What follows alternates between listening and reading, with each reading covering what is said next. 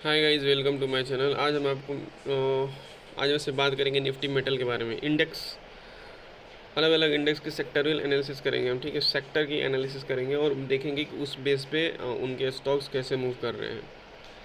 अभी आप देखोगे निफ्टी मेटल को, निफ्टी मेटल बहुत ही स्ट्रॉन्ग बुलिस है। सही है, क्योंकि एक टाइम था निफ्टी मेटल ने इस जोन से ब्रेकआउट दिया था। वो भी कहाँ से दिया था? नीचे के कई लेवल से ब्रेकआउट दिया था। नीचे के लेवल से ब्रेकआउट किया था। प्राइस एक बार तो ब्रेकआउट किया था, लेकिन ब्रेकआउट फेल हुआ था। कि ब्रेकआउट फेल होने के बाद कितना स्ट्रांग हुआ है। जब आप भी इस सेक्टर के बाद आप जब देखोगे ना दूसरे इस सेक्टर के किसी भी स्टॉक्स में, तो आप देखोगे कि वहाँ भी ब्रेकआउट फेल हुआ होगा। जैसे प्राइस ने खुद को होल्ड किया और एक बहुत बड़ी रैली आई। आपको मैं कंपेयर करके दिखाऊंगा कि कैसे क्या हो रहा है। अभी यहाँ पे क्या दिख रहा है आपको? प्राइस वीकली कैंडल में रिट्रेसमेंट के लिए आई है। नीचे से वीक रिजेक्शन हुआ है, मतलब कहीं ना कहीं नीचे से वापस से मेटल वाले स्टॉक्स में बाइंग हो रही है। ठीक है, प्राइस 8000 के लेवल से वापस नीचे गिरा था। ये 8000 का साइकोलॉजिकली राउंड लेवल है। अच्छा मोमेंटम हुआ था प्राइस में। हम देख रहे होंगे कि 7000 इस लाइन के ऊपर 7000 से 8000 मतलब 1000 पॉइंट का मूवमेंट हो गया, तो अच्छी मूवमेंट हुई थी।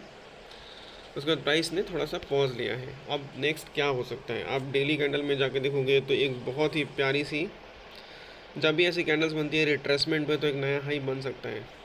सिंपल है। अगर ऊपर से आप एक ट्रेंड लाइन ड्रॉ करोगे तो ये हमारी एक ट्रेंड लाइन है,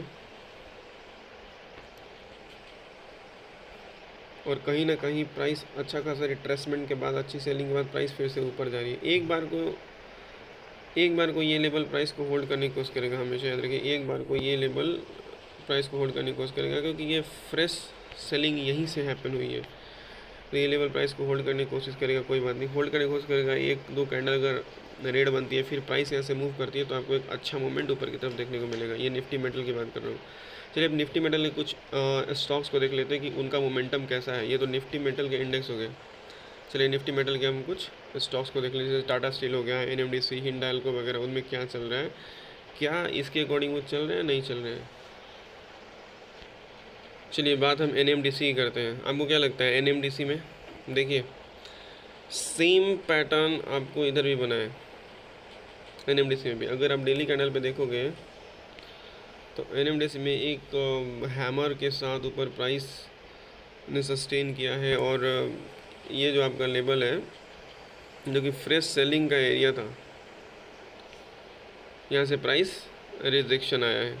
ठीक है, अब देखोगे आने वाले टाइम में हो सकता है इसमें एक फ्लैग पैटर्न बने और एक बहुत ही बढ़िया मूव मिले एनएमडीसी में वापस से। देखिए स्ट्रॉन्ग बुलिस है मोमेंटम, नो डाउट। और जब भी प्राइस स्ट्रॉन्ग बुलिस होता है, सेलर को गिराना इतना आसान नहीं होता, और ऑलरेडी अच्छा खासा रिट्रेसमेंट प्राइस दे चुकी है। अगर आप देखोगे तो प्राइस अच्छा खासा रिट्रेसमेंट ऑलरेडी दे चुकी है।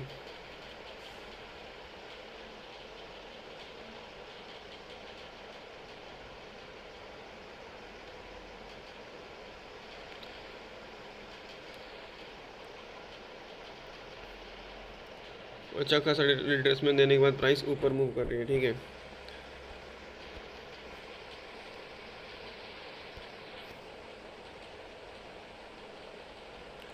ये देखिए, ये बाइंग थी 0.38% के पास प्राइस आई थी। 0.38 और 0.5 के पास आई थी, जो एक इम्पॉर्टेंट लेवल होता है फिबोनाची में।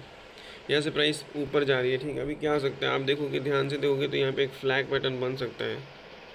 यहाँ पे एक फ्लैग पैटर्न बनाया जा सकता है और बन भी सकता है। यस, तो अभी अगर ये रिजेक्शन कैंडल को वापस से कोई कैंडल कवर करती है, क्रॉस करती है, तो यहाँ पे एक बाइंग फिर से आपको देखने को मिल सकता है। अगर 15 मिनट्स में आप जाके देखोगे एनएमडीसी को, तो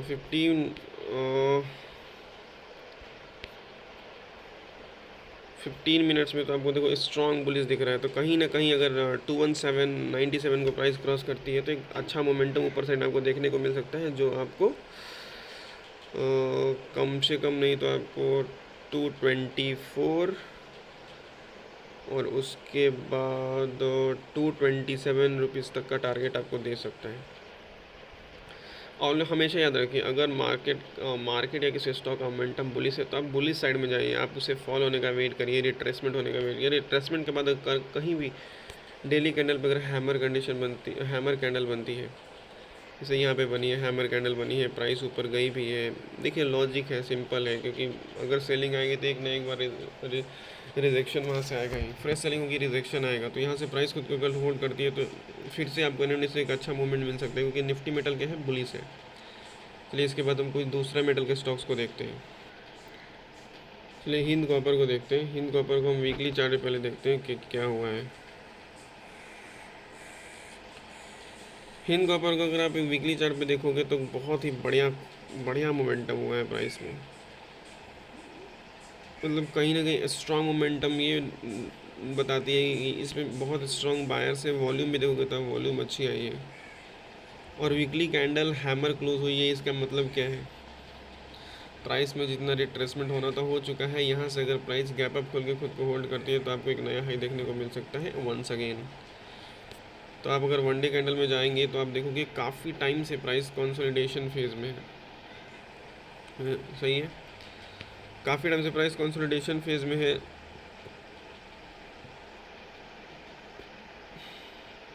देखिए लॉजिकली 286 का लेवल हमेशा प्राइस को एक ना एक बार प्राइस को नीचे लाने की कोशिश करेगा। अगर आप यहाँ से बाई भी कर लेते हो, जैसे मान लीजिए कल मार्केट फ्लैट खुलेगा, वो खुला, अगर आप बाई करते हो तो 286 का जो लेवल है प्राइस को एक बार नीचे लाने की कोशिश ज़रूर करेगा, और फिर से जब निकलेगा इस लेवल से तो प्राइस एक बहुत ही बढ़िया मोमेंटम मिलेगा। क्योंकि आप सोचो जिन लोगों ने यहाँ सेल किया होगा उनके एसएल जाने वाले हैं, और एसएल जाने वाले हैं तो वो भी बाइंग करेंगे, सिंपल है। और बाइंग करेंगे तो क्या होगा, प्राइस की मोमेंटम और फास्ट होगी, तो प्राइस को एक नया हाई देखने को आपको मिल सकता है। मंथली कैंडल में भी आप देखोगे तो कितनी स्ट्रॉन्ग मतलब कितना टाइम से ये स्टॉक काफ़ी डॉर्मेंट पड़ा हुआ था, सुस्त पड़ा हुआ था, और आप देखोगे तो अभी रिसेंट में इसमें अच्छा वॉल्यूम भी आया है और प्राइस में मोमेंटम भी हो रही है, मतलब कहीं ना कहीं इसमें बायर ज़्यादा इंटरेस्टेड है। तो आने वाले टाइम में ये स्टॉक आपको बढ़िया मूव दे सकता है, क्योंकि निफ्टी मेटल भी ऑलरेडी अच्छे मूड में है, वो भी ट्रेंडिंग है, ऐसा नहीं चॉपिक जोन में नहीं है, वो ट्रेंडिंग है, तो आपको एक अच्छी मूवमेंट मिल सकती है। तो आप फोकस करना है इस लेवल पे। नेक्स्ट अब दूसरा स्टॉक हम देखते हैं यस, टाटा स्टील में अगर आप देखोगे तो कितना खतरनाक वाला मोमेंटम हुआ, दिख रहा है ना। प्राइस फॉली बायर्स ने उठाया, और एक कंडीशन आप ये देख रहे हो कि प्राइस एक अपर ट्रेंड लाइन बना के धीरे धीरे खुद को शिफ्ट कर रही है। अगर आप एक और ट्रेंड लाइन बनाओगे तो एक ये ट्रेंड लाइन है जहाँ प्राइस अभी खुद को संभाल रही है, ठीक है, सिंपल है।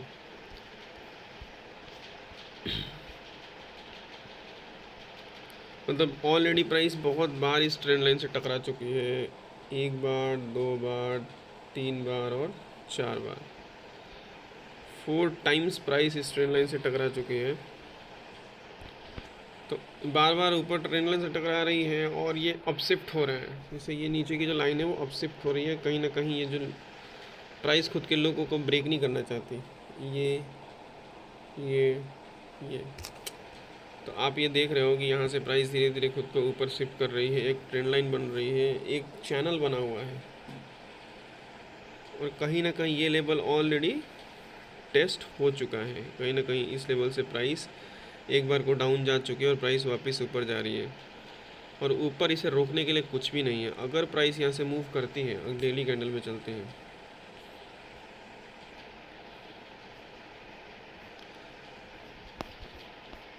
तो इसको थोड़ा साफ कर लेते हैं, फिर डेली कैंडल में देखते हैं क्या हो सकता है नेक्स्ट।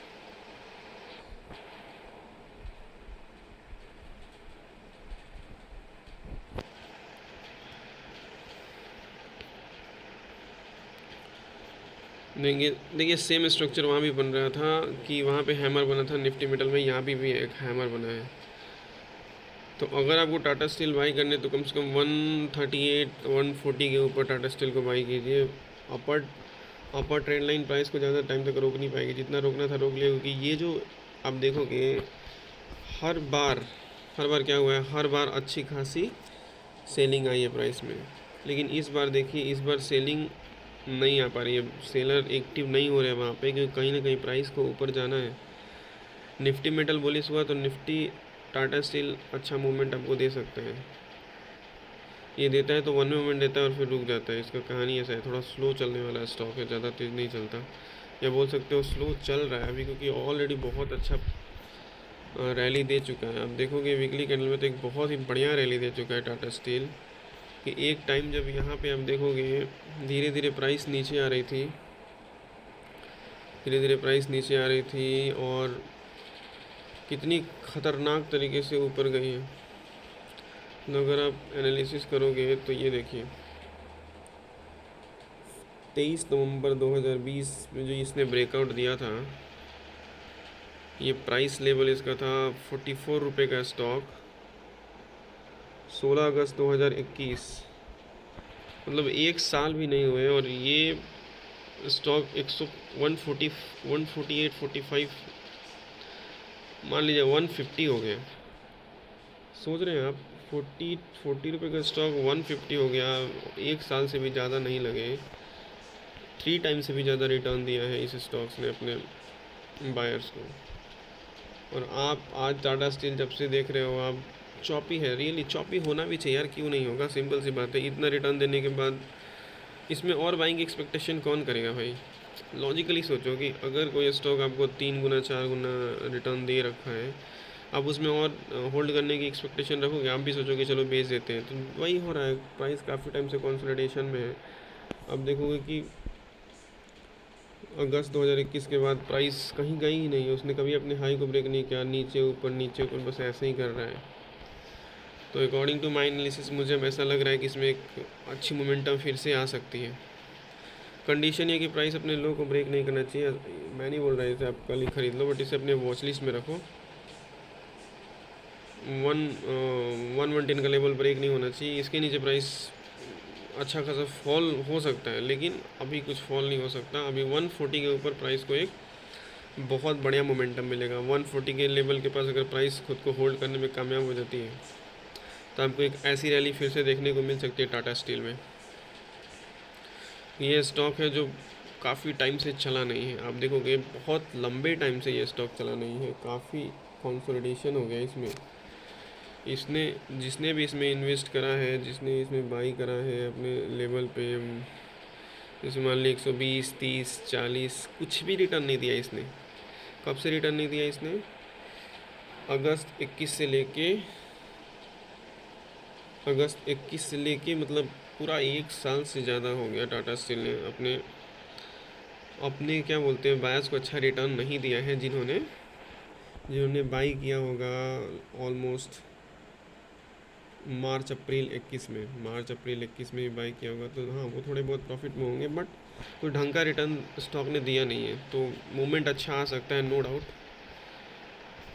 ये स्टॉक ऐसा ही है, ये काफ़ी टाइम तक साइडवेज रहता है, फिर मूव करता है, साइडवेज रहता है, तो देखते हैं क्या होता है इसमें। चलिए एक स्टॉक और देख लेते हैं। चलिए बात करेंगे अब नेशनल एल्यूमिनियम कॉरपोरेशन के बारे में, ठीक है। नेशनल एल्यूमिनियम कॉरपोरेशन के बारे में तो आप ये देखेंगे कि प्राइस ऑलमोस्ट अपने ऑल टाइम हाई पे होल्ड कर रही है, ठीक है। ऑल टाइम हाई पे प्राइस खुद को होल्ड कर रही है, एक बार ब्रीच करने की कोशिश भी कर चुकी है। और मंथली कैंडल में आप देखोगे तो एक ट्रेंड लाइन है जो प्राइस अप शिफ्ट हो रही है। प्राइस का अप शिफ्ट होना ऊपर साइड में कहीं ना कहीं ये संकेत देता है कि प्राइस में एक अच्छा मोमेंटम आ सकता है। ऑलरेडी प्राइस सेम लेवल से ऑलरेडी 3 बार डाउन आ चुके हैं। 3 बार डाउन आने के बाद अब देखोगे धीरे धीरे प्राइस ने कंसोलिडेशन करके, ये कंसोलिडेशन आप देख रहे होंगे, प्राइस कंसोलिडेशन करके एक बढ़िया मोमेंटम ऊपर साइड में दे चुकी है। सॉरी, इस कंसोलिडेशन के बाद प्राइस एक बढ़िया मोमेंटम ऊपर के साइड में दे चुकी है। अभी प्राइस क्या करें, प्राइस ऊपर साइड में कहीं ना कहीं देखिए सेलर प्राइस को होल्ड कर रहे हैं, ठीक है। अब थोड़ा सा वीकली कैंडल पे चलते हैं। वीकली कैंडल में आप देखोगे तो प्राइस जो प्रीवियस सेलिंग एरिया था उसके ऊपर सस्टेन करने में कामयाब है। ये वीक भी प्राइस ने इसके ऊपर क्लोजिंग देने में कामयाबी हासिल की है, क्योंकि आप देखोगे 2 वीक से प्राइस उसके ऊपर कभी गई नहीं। 2 वीक से प्राइस उसके ऊपर जा नहीं पा रही थी। यही एक वीक था जो कैसे कैसे करके प्राइस ने उसके ऊपर क्लोज दिया है। मतलब कहीं ना कहीं क्लोजिंग प्राइस को अपने प्रीवियस स्ट्रॉन्ग सप्लाई जोन से मिल चुके हैं। अब इस स्टॉक पे नज़र रख सकते हैं। और वन डे कैंडल में अगर आप देखोगे तो प्रीवियस मोमेंटम बुलिश है, कहीं ना कहीं प्रीवियस मोमेंटम बुलिश है। ट्रेंड लाइंस भी अब शिफ्ट हो रही हैं। एक बहुत ही बढ़िया पैटर्न बना हुआ है, एक चैनल बोल सकते हैं कि एक चैनल बना हुआ है। अब वेट कर सकते हैं चैनल का ब्रेक होने का। अगर ये स्टॉक डाउन साइड में 126 के लेवल को ब्रेक करते तो आपको फंसा सकता है। लेकिन अगर जैसे ही ये अपने हाई को 140 के ऊपर अगर ये सस्टेन करने में कामयाब हो जाता है तो आपको एक बहुत बढ़िया मोमेंट इस स्टॉक में मिल सकती है, क्योंकि ये ऑल टाइम हाई पे भी है। प्रीवियस डे कैंडल में प्रीवियस मोमेंटम अच्छी खासी बुलिश मोमेंटम है जहाँ से प्राइस मूव की है। अब देखोगे वॉल्यूम भी अच्छे आए हैं यहाँ पे। जैसे प्राइस मूव किए इस एरिया से प्राइस मूव किए तो वॉल्यूम भी आपको अच्छे मिलेंगे यहाँ पे। तो कहीं ना कहीं आने वाले टाइम में ये आपको बढ़िया क्या बोलते हैं, बढ़िया प्रॉफिट दे सकते हैं। काफ़ी टाइम कंसोलिडेशन के बाद प्राइस अपने कंसोलिडेशन जोन से बाहर निकली है। अब देखो कितना लंबा कंसोलिडेशन चला है, आप खुद देखो कितना लंबा कंसोलिडेशन है। 1 जुलाई 2022 से लेके ऑलमोस्ट 8 दिसंबर 2023, ऑलमोस्ट 1 साल से ऊपर तक प्राइस एक ही ऑलमोस्ट धीरे धीरे से फिर कुछ अपने इन्वेस्टर को प्रॉफिट नहीं दिया, और अचानक से इसमें स्पाइक लगने शुरू हो गया। अचानक से इसमें अच्छे अच्छे कैंडल्स बनने शुरू हो गए। कहीं ना कहीं यहाँ पे कुछ तो हुआ है ऐसे स्टॉक्स में, कुछ तो हुआ है। न्यूज़ होगी नहीं होगी, मैं तो न्यूज़ देखता नहीं हूँ, बट प्राइस एक बहुत बढ़िया मोमेंटम दे सकती है आने वाले टाइम में। आप इसको ऑब्जर्व करना, नेशनल एल्यूमिनियम को। एक आपको पता है हिंद कॉपर एक national aluminium. Tata steel slow है, लेकिन टाटा स्टील भी आपको 140 के ऊपर अच्छा मोमेंटम देगा, नो डाउट। निफ्टी मेटल बस साथ देना चाहिए, निफ्टी मेटल साथ देगा तो मोमेंटम देगा, क्योंकि अगर उस स्टॉक का इंडेक्स साथ देता है ना, तो स्टॉक में जो बुलिश स्टॉक है उस पर बेट लगाया करो, सिंपल है। Thank guys, thanks for watching my video, thank you.